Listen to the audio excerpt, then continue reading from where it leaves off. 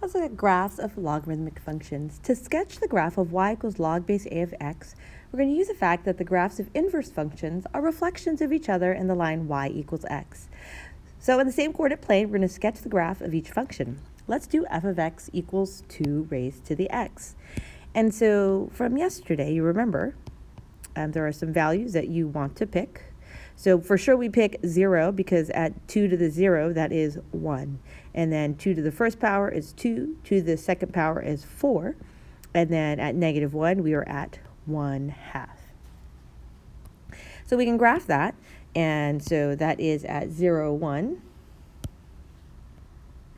And then at 1, 2, at 2, 4, and then at 1/2. So here is our graph of f of x of 2 to the x. So it's saying that the graphs of the exponential and logs are inverses, are inverse functions, and the reflections on the line y equals x. So let's do this y equals x here. Now if they're inverses, that means the x and the y can switch places. So if we're just using the same values we have, and you were using log, so instead for our x values, those are going to be our y values from before. So 1/2, 1, 2, and 4, and negative 1, 0, 1, and 2. So notice I just flipped the positions of those pieces, and that should help you out in graphing. Okay, so that's a fast way to do it. So let's graph at 1, 0 here. So I started here, and then at 2, we're at positive 1. At 4, we're at 2, and then at 1/2, we're at negative 1. So notice, here is the graph of log base 2 of x. Okay, and they're reflected across that line. Now the thing to notice on here is that the log cannot be a negative x value. Okay, so the asymptote is on the y-axis. So you try this one in the same coordinate plane, sketch the graph of each function. If you need to, make a table, and then graph both. So if you tried this out, you would have gotten your f of x up here with the points, and then you just flip the x and the y, and you get the other graph. So let's sketch the graph of a log function by constructing a table of values without using a calculator, and then identify the vertical asymptote. So when we're graphing log base 10 of x, you can think about 10 to the x and then flip it. That's how I think about that. So let's just choose a couple of values because it is 10. So we know that it's going to be these values here. At 0, we're at 1. At 1, we're at 10. And at negative 1, we're at 1/10. And then, so if I just want to graph log, I'm going to make these my x values, and these are my y values. So at 1/10, I am at negative 1. At 1, I am at 0. And then on the right, I am at 10, which is actually off the graph for me, which is somewhere over here. Okay, so that is a graph of log of x. So go ahead and try sketching the graph of log base 3 of x. You can construct a table of values. Identify vertical asymptote. So our vertical asymptote in this case, vertical asymptote is at x equals 0. So try this example below. Pause the video.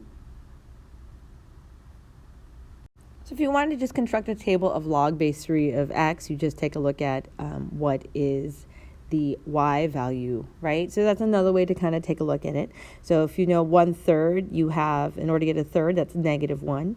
If you have log base 3 of x, you know that has to be log base 3 of 1, that has to be a y value of 0. And then log base 3 of 3, that is 1. And then log base 3 of 9, the answer is 2. So just a couple ways to kind of look at it, whichever helps you to graph these. Let's look at some basic characteristics of log functions. So the graph of y equals a log base a of x when a is greater than 1 is, we know that our domain in this case is from 0 to infinity. We cannot have negative logs. It's undefined at those points. And our range in this case is negative infinity to infinity. So it's different than the exponentials.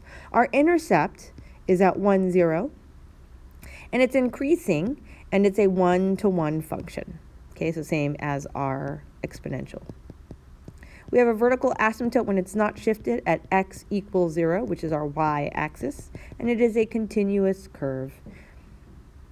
So if we graph log, so just to kind of scale it here, so we know that this is our asymptote. Our point is at 1, 0, and then it's always increasing. Okay. So just as a note that it's a reflection of y equals a to the x in the line y equals x. Okay, just as a note. So let's shift graphs of logarithmic functions.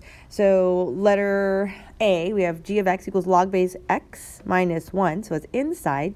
So we know that it shifts to the right 1. So our vertical asymptote will shift here to the right 1, and then we can graph our log base 10, and so we know it looks something like this. Then for letter B, we know that's up 2, so I know what's in the front, but it's still up 2. Our vertical asymptote is still at the same top spot, and so instead of being down here, we're going to move it up 2, and so everything just shifts here, and then there, and to the 10.